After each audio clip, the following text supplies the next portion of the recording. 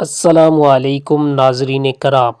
سلطنت عثمانیہ کی اس ایپیسوڈ میں ہم دیکھتے ہیں کائی قبیلے میں بالا خاتون خواتین کے ساتھ مشق کر رہی ہوتی ہے اور اس سے کہتی ہے تمہاری نظریں اس کے ہاتھ کے ساتھ ساتھ اس کے پاؤں پر بھی ہونی چاہیے۔ عثمان صاحب اسی لمحے اسی جانب آ رہے ہوتے ہیں، جس سمت پاؤں ہوں وہ تمہیں اگلی چال پہلے دکھائے گا۔ یہ سن کر عثمان صاحب کہتے ہیں تم ایسے دشمن سے کیسے محفوظ رہو گی جسے ہم دیکھ نہیں سکتے؟ تو بالا خاتون کہتی ہے اس سے کوئی فرق نہیں پڑتا، چاہے آنکھیں اسے نہ دیکھ سکتے، مہارت دیکھنے والی آنکھ، سننے والے کان دل میں ہوتے ہیں۔ عثمان صاحب ان کے پاس آ کر کہتے ہیں تم ہماری پوتی کا دکھ تلوار سے نکال رہی ہو، میں جانتا ہوں، ہم نے طویل عرصے سے تربیت نہیں کی، چلو آؤ دیکھتے ہیں۔ اس کے ساتھ ہی ان دونوں کے درمیان مقابلہ شروع ہو جاتا ہے۔ بالا خاتون عثمان صاحب کا وار روکتے ہوئے کہتی ہے آپ نے مجھے یاد کروا کر اچھا کیا، میں نے کہا تھا کہ میں آپ کو تکلیف دوں گی۔ یہ کہتے ساتھ ہی وہ عثمان صاحب پر حملے کرتی ہے۔ تو عثمان صاحب کہتے ہیں اگر آنا ہی ہے تو آ جائیں بالا خاتون۔ بالا خاتون اگلا حملہ کرتی ہے تو عثمان صاحب بغیر دیکھے پیچھے حملہ کر دیتے ہیں۔ اسی لمحے بیگم اور یوسف وہاں پر آتے ہیں۔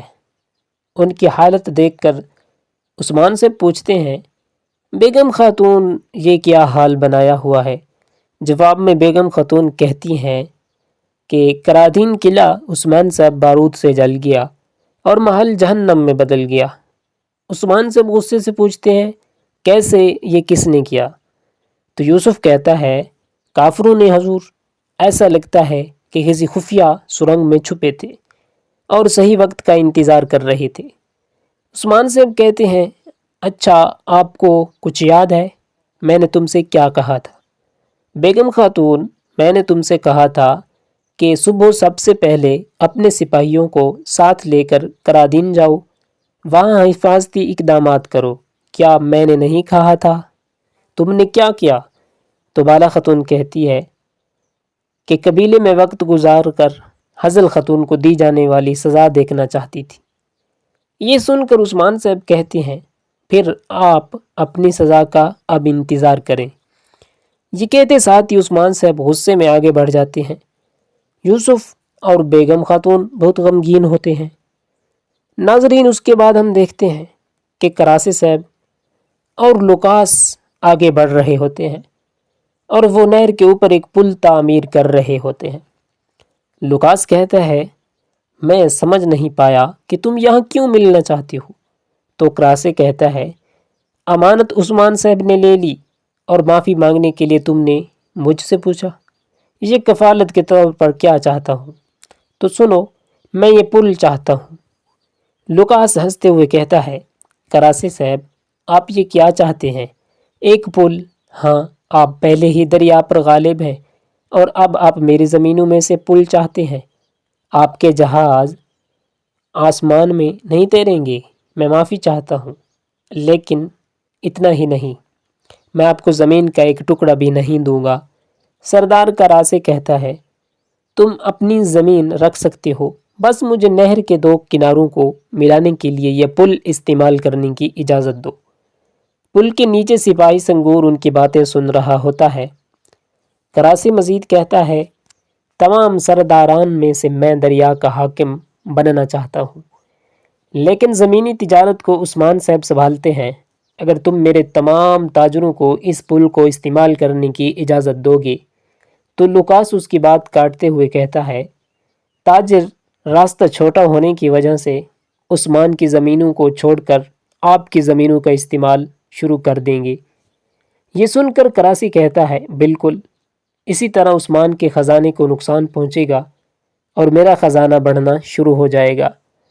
ہم عثمان کو زیادہ آسانی سے شکست دے سکتے ہیں۔ اس پر وہ لوکاس کہتا ہے یہ ایک طویل مدت والا لیکن بہترین منصوبہ ہے، ہم معاہدہ کرتے ہیں۔ کراسے صاحب یہ کہتا ہے کہ ساتھ ہی وہ آگے بڑھ جاتے ہیں۔ تو کراسی کہتا ہے لیکن عثمان کو ختم کرنے کے بعد ہم پھر سے دشمن بن جائیں گے۔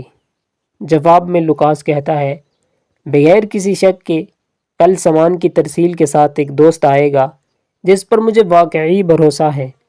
وہ اس جگہ کا انچارج ہوگا۔ اس کا نام آرکادیوس ہوگا۔ میں نے کل شادی کی تقریب رکھی ہے۔ ہمارے معاہدے کے اعزاز میں آپ کو تقریب میں مہمان خصوصی کے طور پر دیکھنا چاہتا ہوں۔ ناظرین، اس کے بعد ہم دیکھتے ہیں کہ کئی قبیلہ میں عثمان صاحب خواتین اور سرداران کے ساتھ موجود ہوتے ہیں اور بیگم خاتون سے کہتے ہیں، میں نے آپ پر اعتماد کیا اور آپ کو اس کا اختیار دیا جس کو ہم نے خون اور پسینے سے فتح کیا تھا۔ تو بیگم خاتون کہتی ہے، مجھے معاف کر دیں عثمان صاحب۔ عثمان صاحب کہتے ہیں، نہیں، میں معاف نہیں کروں گا۔ تو ناظرین، اگر آپ نے ابھی تک ہمارا چینل سبسکرائب نہیں کیا تو کر لیں تاکہ آپ کو ہر نئی آنے والی ایپیسوڈ مل سکے۔ ملتے ہیں نیکسٹ ایپیسوڈ میں۔ اللہ حافظ۔